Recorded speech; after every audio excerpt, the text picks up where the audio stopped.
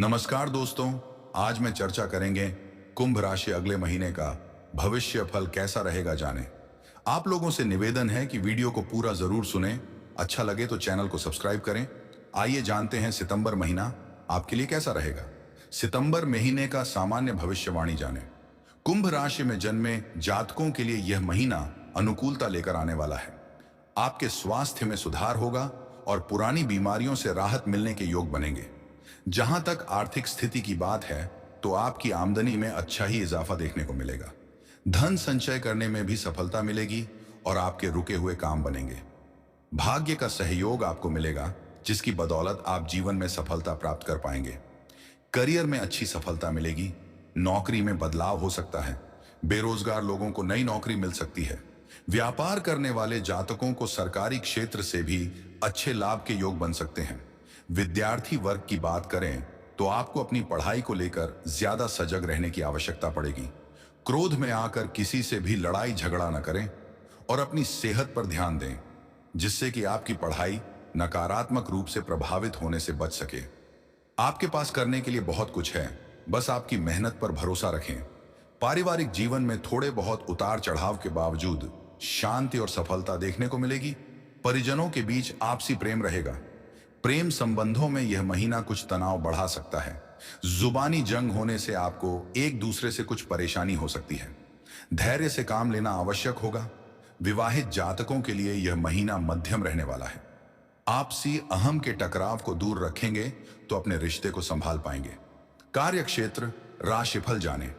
यदि विद्यार्थियों की बात करें तो महीने की शुरुआत में मंगल महाराज आपके पंचम भाव में विराजमान रहेंगे, जिससे आपकी एकाग्रता में कुछ कमी रहेगी और इससे आपको पढ़ाई में समस्याओं का सामना करना पड़ सकता है। लेकिन यह अल्प समय के लिए ही रहेगा। आपके अंदर मेहनत करने की इच्छा जागेगी और आप खूब कठिन परिश्रम करेंगे और अपनी शिक्षा को और बेहतर बनाने की दिशा में आपका प्रयास सफल होगा। प्रतियोगिता परीक्षा की तैयारी कर रहे विद्यार्थियों को कठिन चुनौतियों से गुजरना पड़ सकता है और आपको किसी परीक्षा के लिए कठिन प्रश्न पत्र मिल सकता है, इसलिए अपनी तैयारी को पूरा रखें। उच्च शिक्षा ग्रहण कर रहे विद्यार्थियों को महीने के पूर्वार्ध में कुछ समस्याएं महसूस होंगी, इसलिए आप थोड़ी सी सावधानी जरूर रखें। लेकिन महीने के उत्तरार्ध में जब शुक्र तुला राशि में 18 सितंबर को आपके नवम भाव में आ जाएंगे, तब स्थितियां बदलने लगेगी और आपको उत्तम लाभ होगा। शिक्षा के क्षेत्र में आपको अच्छी सफलता मिलेगी और उच्च शिक्षा लाभदायक साबित होगी। विदेश जाकर पढ़ने वाले विद्यार्थियों को यह समय मेहनत से बिताना होगा। आर्थिक भविष्य फल जाने। यदि आपकी आर्थिक स्थिति को देखा जाए तो यह महीना मध्यम रूप से फलदायक रहने वाला है। दूसरे भाव के स्वामी देवगुरु बृहस्पति चतुर्थ भाव में पूरे महीने बने रहेंगे और वहां से आपके अष्टम भाव, दशम भाव और द्वादश भाव को देखेंगे, जिससे आपके अच्छे खर्च करेंगे और आर्थिक रूप से समझदार बनेंगे। दूसरे भाव में राहु महाराज पूरे महीने विराजमान रहकर आपको धन संचय करने में कुछ परेशानियां खड़ी कर सकते हैं। आप धन खर्च करने के बारे में नई नई युक्तियां सोचेंगे, लेकिन धन को बचाना कैसे है, इसको सोचने में आपको समय लगेगा। हालांकि एक अच्छी बात यह रहेगी कि पूरे ही महीने मंगल महाराज आपके पंचम भाव में विराजमान रहकर एकादश भाव को पूर्ण सप्तम दृष्टि से देखेंगे, जिससे आपकी आमदनी में लगातार वृद्धि करते रहेंगे। और मंगल की अष्टम दृष्टि आपके द्वादश भाव पर होगी, जो आपके खर्चों में कटौती करने में सफल रहेगी।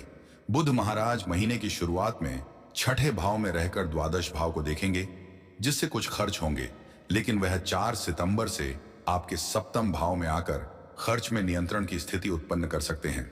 उसके बाद बुध और सूर्य दोनों ही महीने के उत्तरार्ध में अष्टम भाव में होंगे, जिससे धन संबंधित समस्याएं सामने आ सकती हैं।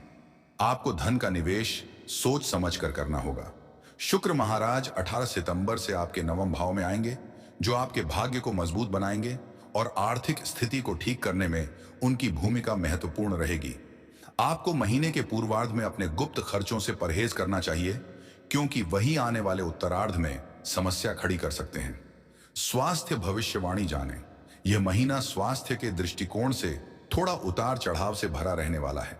वैसे तो आपके राशि स्वामी शनिदेव जी आपकी राशि में ही रहेंगे, लेकिन वह वक्री अवस्था में होंगे और वर्ष की शुरुआत से लेकर 16 सितंबर तक वह वक्री अवस्था में रहेंगे। इसलिए आप जहां भी काम करते होंगे वहां आपके ऊपर काम का दबाव रहेगा, जिससे आपको थकान की शिकायत हो सकती है।